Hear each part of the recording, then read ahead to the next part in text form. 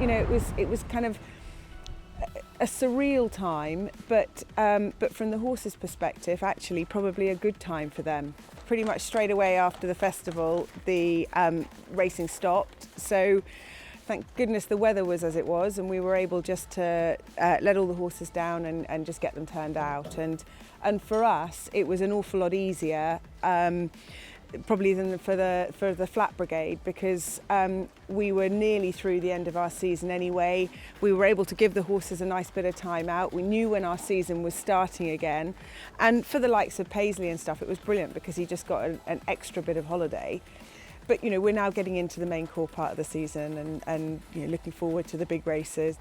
So Paisley, clearly after Cheltenham, there was a lot of concern over his heart, and you know what had happened on the day, and you know why just the real Paisley didn't turn up. In a way, it was great to find something so quickly, but it was clearly you know, quite distressing to know that there was an issue. Fortunately, he righted the irregular heartbeat himself, which meant that he didn't have to have medication for it, and I think that makes it, touch wood, that bit easier to deal with. We've monitored it all the way through, and touch wood, everything seems to be great.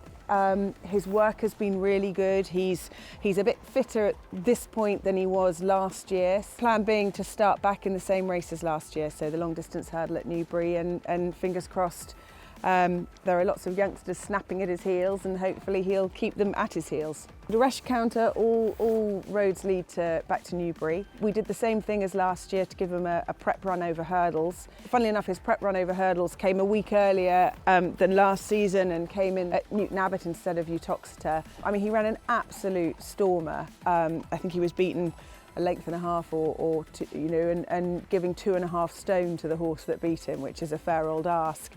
We were delighted with him, absolutely delighted. So Highly Prized had a great summer. He's a good ground horse. He won a handicap very impressively at Southwell. He just got beaten in another one at Stratford.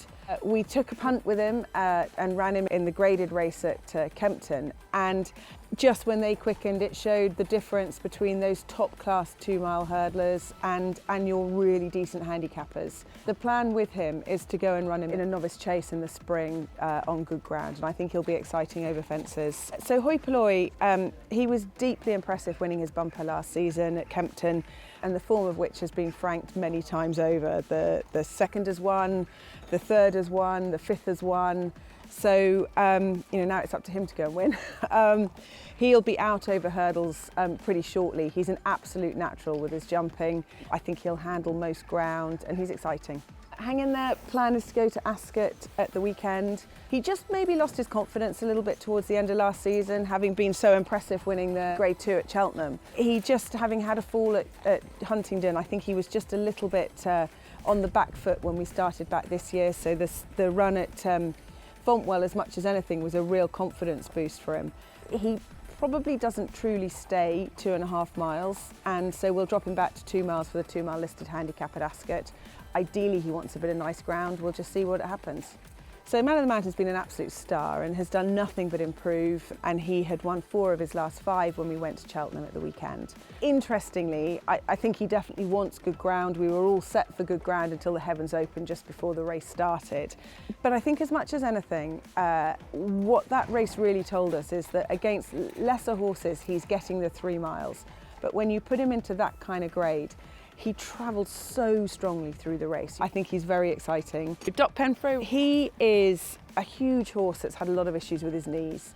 He was very impressive when he won at Bangor. He was very impressive the day that he looked like he was going to win the Pertemps qualifier at Warwick. The plan is to start over fences, which he's due to do at Chepstow, and we'll see where life takes us after that. So the horse that you should put in the Tote 10 to follow from my yard is a horse called Red Rookie.